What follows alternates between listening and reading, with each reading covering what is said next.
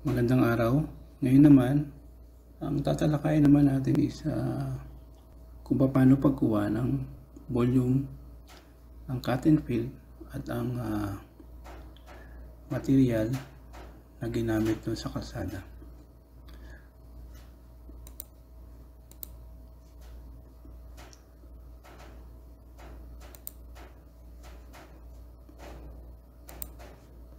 Ito yung last natin na ginawa, yung pipeline. Bali ngayon, continuous natin.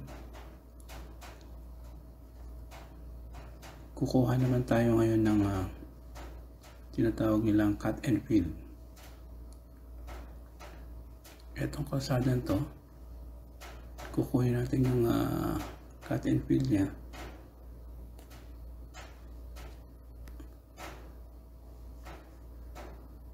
Yung material ng kalsada na gagamitin dito. Pero bago yon, kailangan muna natin ng setup para sa cut and fill. Bali, pumunta ka sa settings. Una yung gagawa ng setup. Then pumunta sa quantity take off. Then pupunta ka dito sa quantity takeoff criteria. Meron na akong isang cut and fill dito. Okay. Itong cut and fill na to, add ko yung material.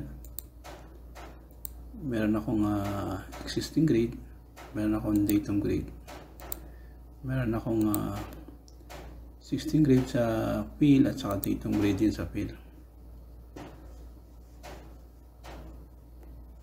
Bali, gagawa tayo ng bago. Okay. New. Cut and fill.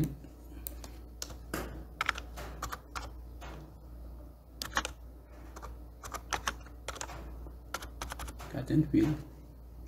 Then yung material niya. Add ka ng material. Ito yung cut. Then cut. Then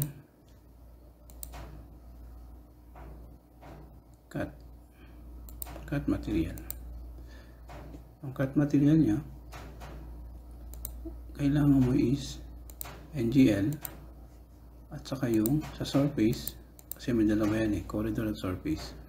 Pero kailangan mo isa surface, NGL at saka yung design plus. Sa cut, kapag ka NGL, dapat above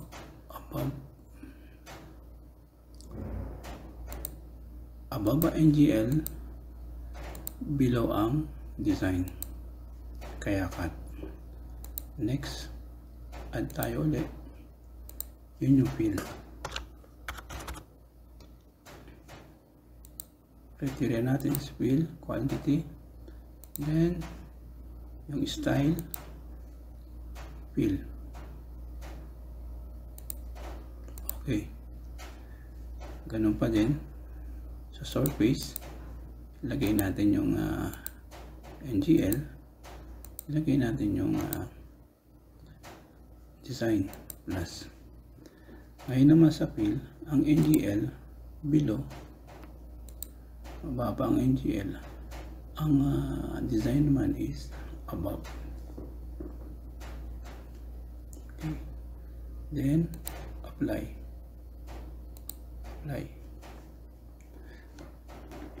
Tapos meron pa tayong isa na gagawin, yung sa material.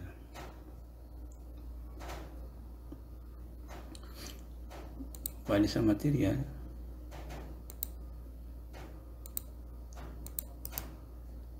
gagawa ka ulit ng new.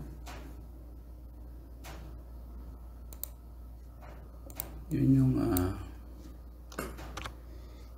ENF 05 material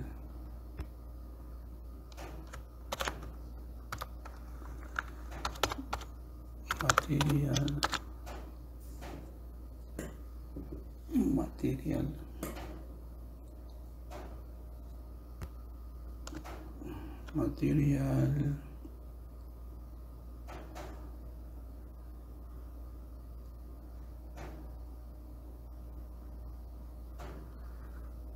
take off material quantity. Okay na yan, material. Then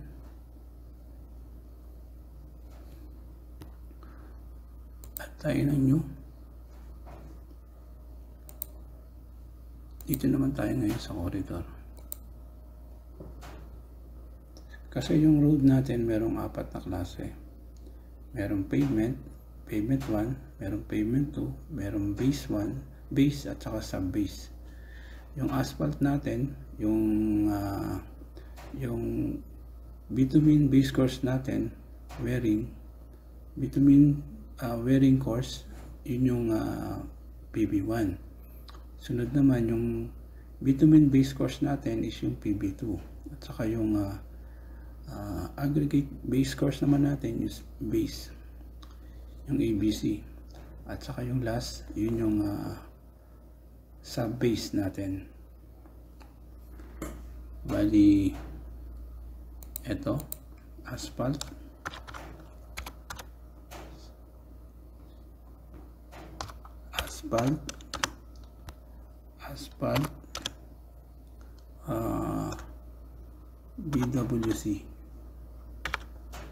BWC, bituminous wearing course. Bali, material siya, structure, anong natin, PB1. Okay, then i-add natin yung PB1.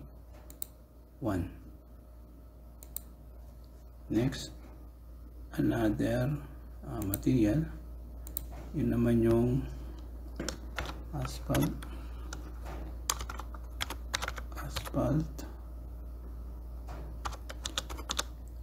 BBC,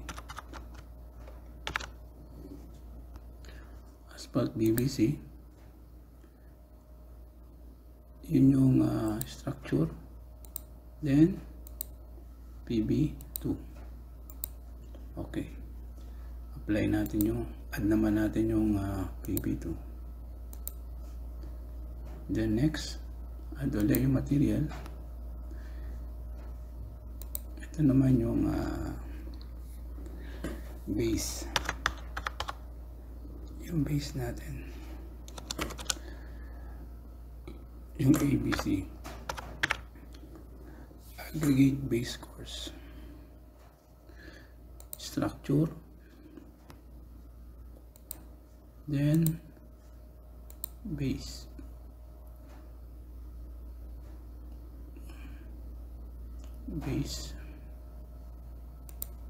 then okay. And last, yung subgrade. Add ulit. Oh, hindi pa tayo nakapag-add sa ABC. Add tayo sa base. Okay, include. Then last is yung sub-base.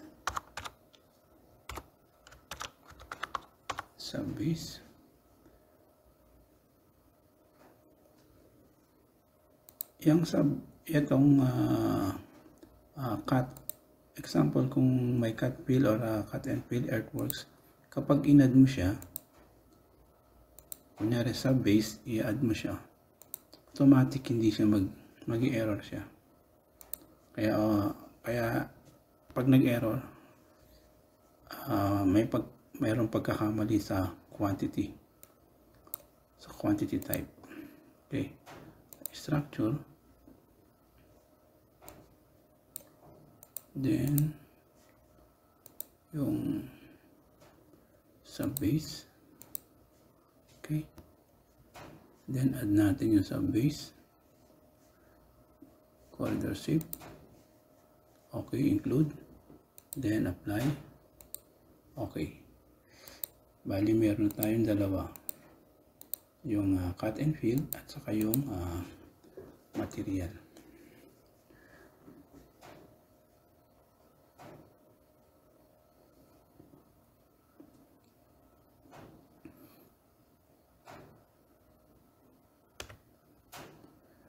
Pagkatapos mong gumawa ng material take-off criteria, ngayon sisimulan natin yung pagkuha ng cut and fill. Ito sa kalsada na ito, yung number natin kalsada, kukonsider ko na magsisimula ako dito sa 20 at mag-end ako dito sa 160. Kasi sa totoong quantity, kapag kina-quantify mo siya, pag diniretso mo yan hanggang dun sa last station niya, hindi mo makukuha ng accurate yung dapat mag-offset ka at least 20, 30. Ibang solution ang gagawin mo dito sa connection. Ibang solution ang gagawin mo dito sa connection. Bali doon ka muna sa normal. May ibang solution din pagkuha ng quantity dito sa connection.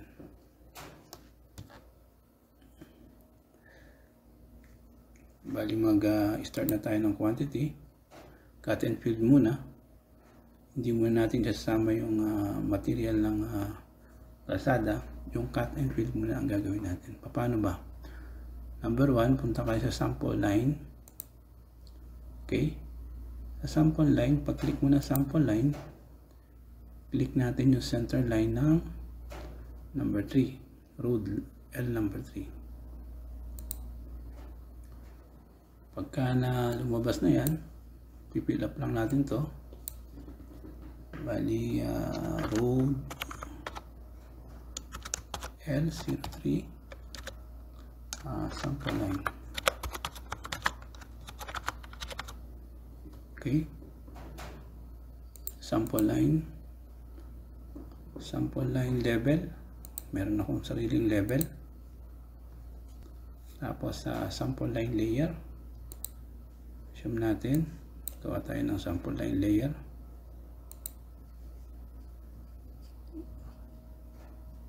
Road sample line.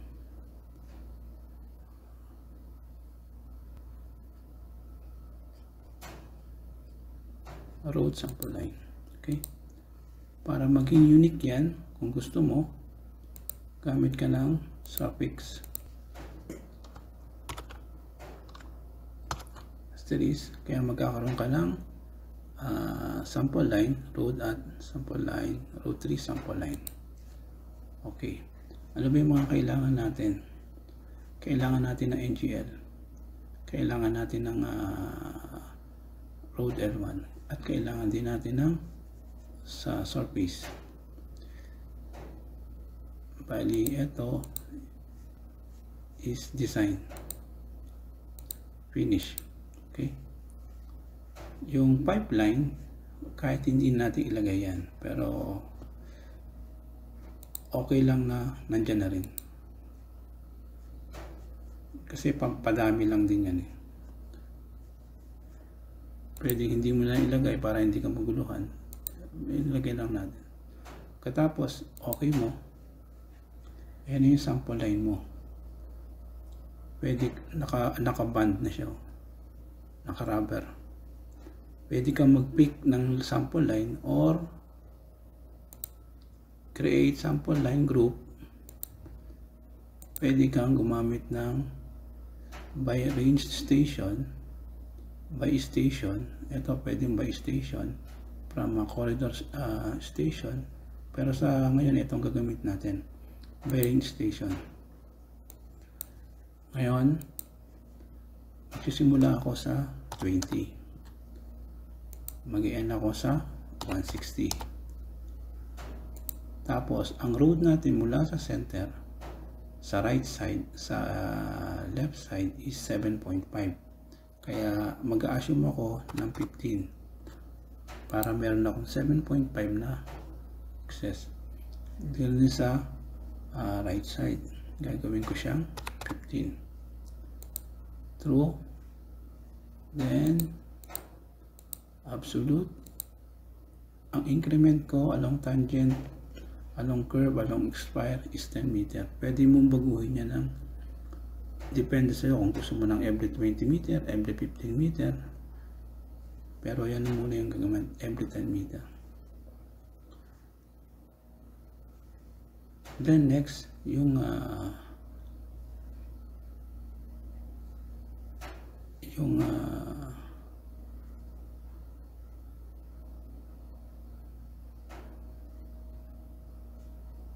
arrange start through, arrange end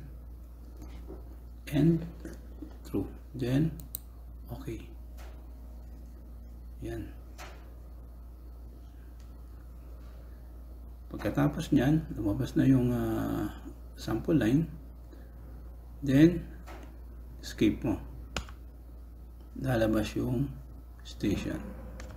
Masyadong malaki station, palitan natin, click natin to, edit level group, then station, then station, gawin ko lang siyang mga 1. Okay,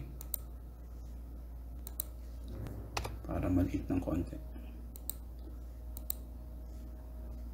Okay, apply. Okay, yan. Ngayon meron na tayong station.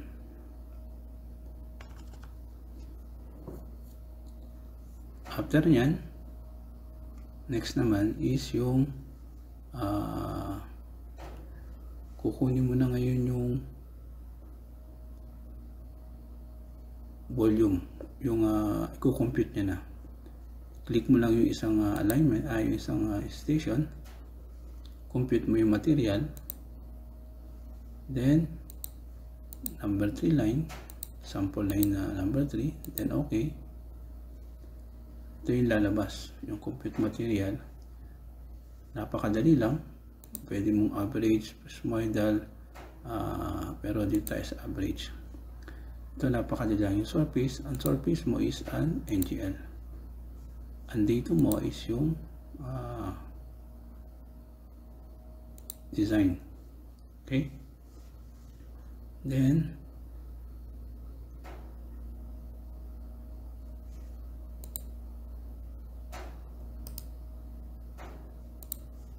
okay.